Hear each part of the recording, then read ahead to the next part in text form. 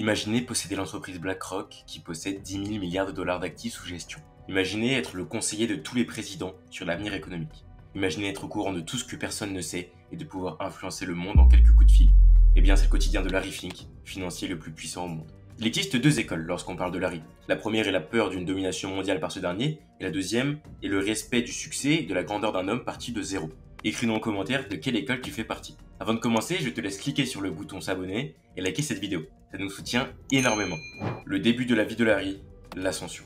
Fink est né en 1952 à Van Nuys, un quartier de la ville de Los Angeles en Californie, situé dans la vallée de San Fernando. C'est un jeune homme au parcours classique, il rêve de finance et de Goldman Sachs. Il est le fils d'un vendeur de chaussures ayant grandi dans les banlieues modestes de Los Angeles. Fink a dérivé vers un diplôme de théorie politique à l'UCLA. Mais mis à part quelques notions d'économie de base, il n'a pas fait d'études commerciales jusqu'à sa dernière année, quand sur un coup de tête, il s'est inscrit à des études supérieures en immobilier et est devenu accro. Mais le rêve de promoteur immobilier s'est évanoui après un MBA à l'école de commerce de l'UCLA. Comme beaucoup de jeunes hommes brillants de l'époque sans une idée précise de ce qu'ils voulaient faire à part gagner de l'argent, Fink s'est pavané à Wall Street. Il a reçu plusieurs offres de grandes banques d'investissement, mais à son grand dam, il a raté l'entretien final avec Goldman Sachs. Au lieu de cela, il est allé à First Boston, une autre entreprise reconnue, où il a commencé à travailler en 1976. Il a été placé dans son département de négociation d'obligations, et compte tenu de ses connaissances en immobilier, négociait principalement des obligations adossées à des hypothèques. Il a prouvé un talent rare, et en 1978, il dirigeait le département entier. Là, il a construit une unité soudée, travailleuse et férocement loyale autour de lui.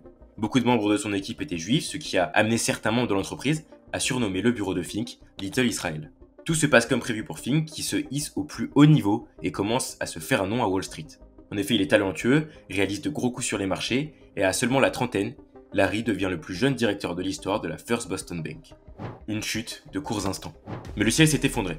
Selon Larry lui-même, il était sur la bonne voie pour devenir le PDG de l'entreprise. Petite remise en contexte, nous sommes en 1986 et Fink est persuadé que l'économie allait être au ralenti, donc logiquement selon lui, il parie pour une augmentation des taux. Mais il chute brutalement, en même temps que la réputation de Larry. Malgré l'argent que Fink avait gagné à First Boston au cours de la décennie précédente, il est passé de PDG en attente à paria, jusqu'à ce qu'il finisse par démissionner au début des années 88. Les débuts de BlackRock. Quelques jours après avoir officiellement démissionné de First Boston, Fink a invité un groupe restreint chez lui pour discuter de la nouvelle entreprise. De First Boston est venu Capito, le bras droit de Larry au comptoir des opérations hypothécaires. Barbara Novick, la formidable responsable des produits de portefeuille, Ben Golub, un magicien des mathématiques qui avait conçu de nombreux outils de gestion de risque pour la banque, et Keith Anderson, l'un des meilleurs analystes obligataires de First Boston. De Shearson Lehman, Schlostein a ramené Susan Wenger, et plus tard, Hugh Frater, deux de ses meilleurs spécialistes en obligations hypothécaires. Ensemble, ils ont décidé de créer une nouvelle société d'investissement obligataire basée sur une technologie moderne et une gestion des risques plus solide. Ils avaient encore besoin d'argent pour se lancer, alors Larry a fait appel à ses contacts. Il est rentré en contact avec Steve Schwarzman et Pete Peterson, deux anciens banquiers de Lehman dont la société, Blackstone, était en passe de devenir une étoile montante du secteur de capital investissement. Blackstone a accepté d'héberger la nouvelle entreprise dans ses bureaux et de la financer avec un prêt de 5 millions de dollars en échange d'une participation de 50%.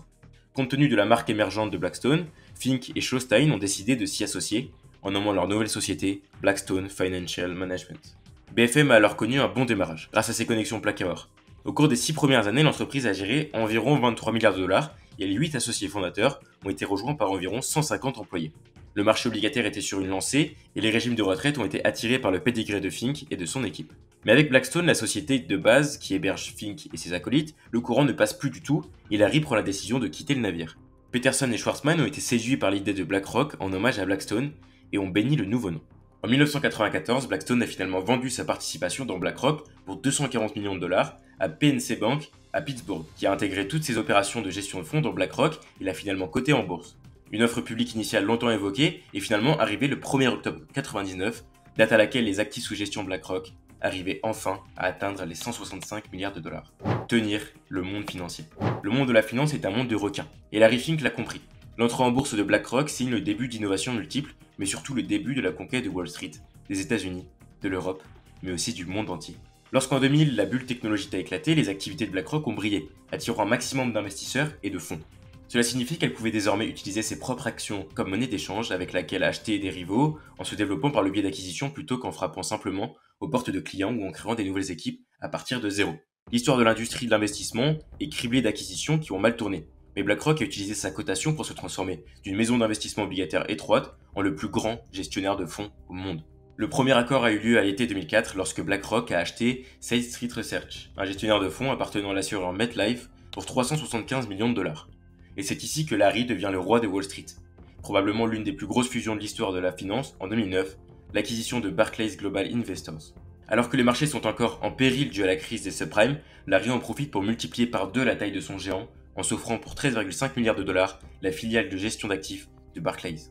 Cette opération propulse BlackRock au rang de plus gros gestionnaire d'actifs au monde, avec 4000 milliards sous gestion à l'aube des années 2010. Et c'est d'ailleurs en même temps que l'entreprise annonce la création de sa propre bourse interne. Les autorités et économistes au courant de ce qui se passe à Wall Street se posent des questions. Les médias en parlent.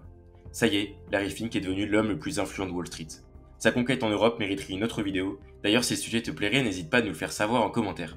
C'est ainsi qu'un jeune homme parti de rien a créé la société qui, en 25 ans, est devenu le plus gros investisseur au monde, BlackRock. L'homme aux 10 000 milliards, Larry Fink. N'hésite pas à t'abonner à tous nos réseaux et à laisser un petit j'aime pour nous soutenir. Nous espérons que la vidéo t'a plu. A très bientôt sur la chaîne. C'était Royal Media.